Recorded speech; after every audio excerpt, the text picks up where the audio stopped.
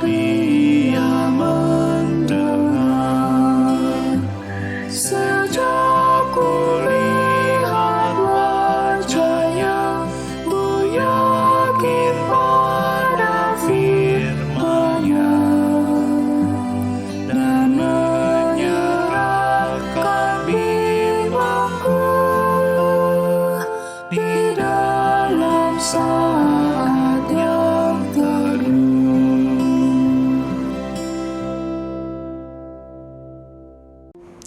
Mazmur 106 ayat 1-3. Kasih setia Allah dan ketegaran hati Israel. Haleluya. Bersyukurlah kepada Tuhan, sebab Ia baik. Bahwasanya untuk selama-lamanya kasih setianya. Siapakah yang dapat memberitahukan keperkasaan Tuhan, memperdengarkan segala pujian kepadanya? Berbahagialah orang-orang yang berpegang pada hukum, yang melakukan keadilan di segala waktu. Selamat pagi saudara-saudara. Kembali kita akan merenungkan firman Tuhan dalam persekutuan doa pagi GKI Surya Utama. Sebelum kita membaca dan merenungkan firman Tuhan, mari kita berdoa terlebih dahulu. Kalau pada saat ini, ya Tuhan, kami akan mendengarkan firman-Mu, biarlah Roh Kudus-Mu yang menyertai kami, baik dalam pembacaan Alkitab maupun juga dalam perenungannya. Kami menyerahkan pemberitaan firman ini ke dalam tangan-Mu, di dalam Kristus kami berdoa. Amin. Bacaan Alkitab kita diambil dari surat Roma pasal 16 ayat 17 sampai ayat 20. Roma 16 ayat 17. Tetapi aku menasihatkan kamu, saudara-saudara, supaya kamu waspada terhadap mereka yang bertentangan dengan pengajaran yang telah kamu terima, menimbulkan perpecahan dan godaan. Sebab itu hindarilah mereka.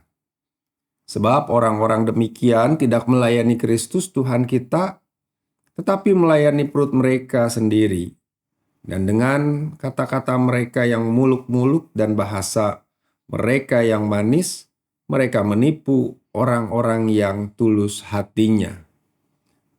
Kabar tentang ketaatanmu telah terdengar oleh semua orang. Sebab itu aku bersuka cita tentang kamu. Tetapi aku ingin supaya kamu bijaksana terhadap apa yang baik dan bersih terhadap apa yang jahat. Semoga Allah sumber damai sejahtera segera akan menghancurkan iblis di bawah kakimu. Kasih karunia Yesus Tuhan kita menyertai kamu. Saudara-saudara, demikian firman Tuhan. Tema kita pada hari ini adalah bijaksana terhadap yang baik, bersih terhadap yang jahat. Ya, diambil dari ayat 19 ya teksnya ya. Baik dan jahat. Dua konsep yang bertentangan ini selalu hadir dalam kehidupan kita. Ada hitam dan putih. Ada keteraturan dan kesemrautan. Ada yang baik, ada yang jahat.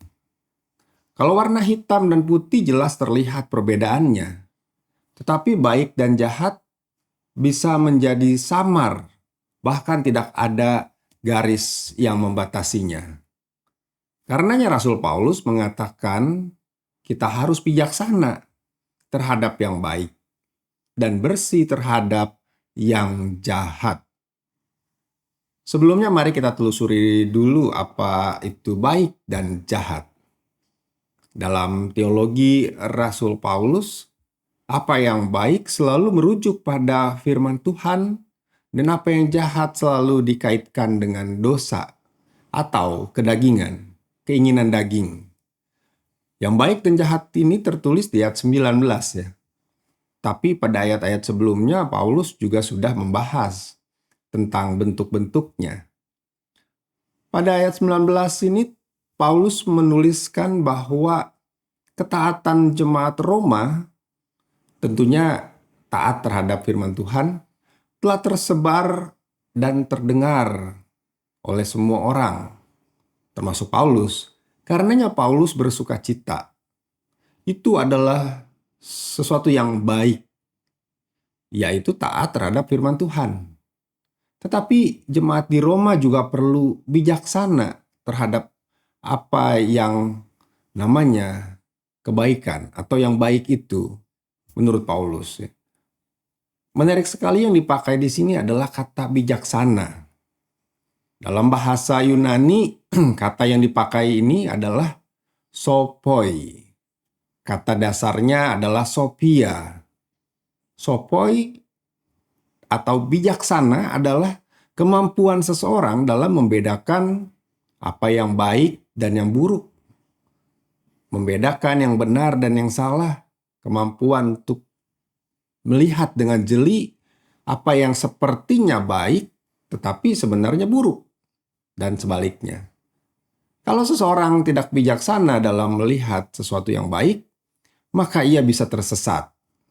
Di awal bacaan kita ini, Paulus sudah mengingatkan agar orang-orang Kristen di Roma jeli melihat dan membedakan, supaya mereka tidak tersesat. Bukan hanya mampu membedakan, tetapi juga waspada terhadap ajaran-ajaran yang menyesatkan, yang menimbulkan perpecahan dan godaan, dan menghindari atau menjauhi orang-orang atau hal-hal yang menyesatkan itu. Saudara-saudara, zaman sekarang ini mungkin akan jadi lebih sulit lagi ya situasinya ya. Karena banyak orang memandang bahwa kebenaran itu relatif. Nah, pada umumnya begitu ya. Bagi saya benar, tapi buat dia belum tentu. Bisa jadi salah. Bagi dia sesuatu itu benar, tapi buat saya tidak benar. Yang sulit adalah kalau kita tidak punya pegangan, kita jadi tidak bisa membedakan mana yang benar, yang baik, yang salah, yang buruk, yang jahat. Semua jadi sama. Semua jadi bisa. Karenanya kita memerlukan pegangan itu. Apa yang bisa menjadi pegangan kita? Itu adalah firman Tuhan. Sebagai orang Kristen, pegangan hidup kita adalah firman Tuhan. Firman Tuhan membuat kita menjadi orang yang lebih baik, bukan orang jahat. Taat pada firman Tuhan menghasilkan kebaikan untuk kehidupan, bukan menghasilkan kehancuran. Namun kita sering dibutakan, sering tidak bisa membedakan kebaikan seseorang. Misalnya, seseorang yang melakukan pencitraan dengan melakukan kebaikan untuk merebut simpati masyarakat, sehingga masyarakat memilih dia menjadi pemimpin. Padahal setelah ia terpilih menjadi pemimpin, kebaikannya tidak lagi nampak. Yang muncul bisa jadi kasus-kasus korupsi ya. Atau pemimpin agama yang menjelek-jelekan agama lain atau aliran lain, supaya orang-orang melihat kebenaran di dalam dirinya. Karenanya butuh orang lain disalahin. Persis seperti iklan produk dengan strategi black campaign. Menarik sekali ya saudara-saudara, nih black campaign ini adalah salah satu strategi marketing dengan tujuan merusak reputasi produk saingannya, kompetitornya, dengan menyebarkan informasi yang tidak benar. Misalnya produk makanan dan minuman sering mendapatkan serangan black campaign karena paling mudah kalau makanan dan minuman, paling mudah diserang.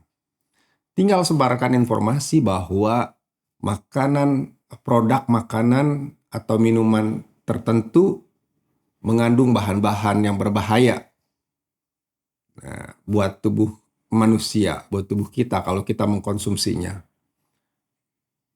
Penjualannya pasti akan turun drastis. Dan kalau zaman dulu black campaign itu dilakukan dengan menambahkan bumbu spiritual. Misalnya gini, ada toko bakmi, sebutlah toko bakmi A. Ini banyak pembelinya. Tidak jauh dari situ ada toko bakmi B, sepi pembeli. Lantas pemilik toko bakmi B melakukan black campaign, menyebarkan informasi ke masyarakat bahwa pemilik toko bakmi A menggunakan jimat-jimat tertentu, benda-benda tertentu supaya bakminya laris. Ia menyebarkan cerita bahwa sebelum membuka toko bakmi, pemiliknya itu pergi ke gunung. Gunung apa nggak tahu. Mencari benda-benda penglaris supaya bisnisnya menjadi manis. Tentu saja pelanggan yang biasanya membeli bakmi di toko A itu akan merasa takut, merasa ditipu, dan tidak lagi membeli di situ. Kemungkinan dia akan mencari toko bakmi lain, dan kemungkinan besar adalah toko bakmi yang B. Mudah sekali bukan? Mencari pelanggan, apalagi dengan cara merusak orang lain. Kita kalau nggak tahu jadi bingung, ikut-ikutan. Gitu ya. Nah, strategi black campaign ini juga kadang dipakai di dunia politik. Ya, di banyak aspek kehidupan ya. Di dunia politik misalnya juga dipakai. Calon-calon pemimpin mengungkapkan keburukan dan kelemahan pemimpin sebelumnya. Dan mengatakan bahwa dirinya adalah solusi dari masalah yang tidak bisa diatasi oleh pemimpin sebelumnya itu. Tapi setelah ia terpilih, ia menjadi pemimpin yang jauh lebih buruk daripada pemimpin sebelumnya. Solusi-solusi yang pernah disampaikan sewaktu kampanye tidak satu pun diwujudkan. Karena memang tidak bisa diwujudkan. Ya kan cuma ngomong doang. Hal yang lain yang bisa membuat kita tidak mampu membedakan kebaikan dan pada akhirnya membawa kita jauh dari Tuhan, misalnya juga adalah komunitas kita. Biasanya seseorang yang berada di komunitas tertentu, ia akan terbawa oleh arus komunitas itu. Komunitas apapun, termasuk bisa jadi komunitas gereja. Kalau komunitas itu baik, ia akan menjadi baik. Kalau komunitasnya buruk, tidak sehat, biasanya ia juga akan ikutan menjadi buruk, menjadi tidak sehat. Karena itu kita pun mesti bijak, memilih dan memilah komunitas seperti apa yang akan kita masuki. Apakah komunitas itu membuat kita lebih dekat kepada Tuhan dan membuat kita bertumbuh? Atau komunitas kita itu membuat kita jauh dari Tuhan dan melakukan hal-hal yang bertentangan dengan firman Tuhan? Yang lainnya, contoh lainnya adalah teknologi. Tentu saja teknologi itu netral. Nah, yang membuat teknologi itu menjadi baik atau jahat adalah orang-orang yang menciptakan dan menggunakannya. Teknologi informasi, misalnya internet, di dalamnya tersedia banyak hal dari informasi yang benar sampai yang tidak benar. Dari informasi yang benar sampai hoax, dari apresiasi sampai hujatan juga ada. Jadi saudara-saudara, banyak sekali dalam hidup kita ini sekarang yang terlihat baik, tetapi sebenarnya buruk atau jahat. Kita susah untuk membedakannya ya. Karenanya kita perlu melihat dengan jeli. Kita perlu membedakan supaya kita tidak ikut-ikutan menjadi jahat. Supaya kita bersih dari yang jahat, kata Rasul Paulus. Semakin kita mendalami dan memahami firman Tuhan, maka kita akan semakin mampu membedakan mana yang baik dan mana yang terlihat baik tetapi sebenarnya buruk. Tuhan memberkati kita. Amin. Mari kita berdoa. Bapa di dalam sorga, berikan kepada kami hikmat untuk kami membedakan mana yang baik dan yang jahat di dalam kehidupan ini. Berikan kami kekuatan untuk menjauhi yang jahat dan terus senantiasa melakukan kebaikan. Pada saat ini kami ingin berdoa untuk gerejamu GKI Surya Utama. Kami mendoakan perayaan bulan keluarga. Tuhan tolong agar setiap kami mampu merasakan persekutuan di GKI Surya Utama sebagai sebuah keluarga besar yang saling peduli satu dengan yang lain. Kami juga mendoakan setiap orang yang terlibat dalam menyiapkan perayaan bulan keluarga dengan segala aktivitas kegiatan yang telah direncanakan. Tuhan yang memberikan hikmat dan memberikan sukacita untuk mereka yang melayani. Kami juga mendoakan panitia Hari Raya Gerejawi yang mulai mempersiapkan perayaan-perayaan khususnya masa-masa raya Natal. Tuhan juga yang memberikan hikmat bagi mereka yang menyiapkan hari-hari raya gerejawi. Kami juga mendoakan pelayanan poliklinik GKI Surya Utama. Tuhan yang menolong agar apa yang dilakukan di poliklinik dapat terus menjadi berkat bagi masyarakat. Inilah doa kami ya Tuhan yang kami naikkan hanya di dalam nama Tuhan kami, Yesus Kristus. Amin.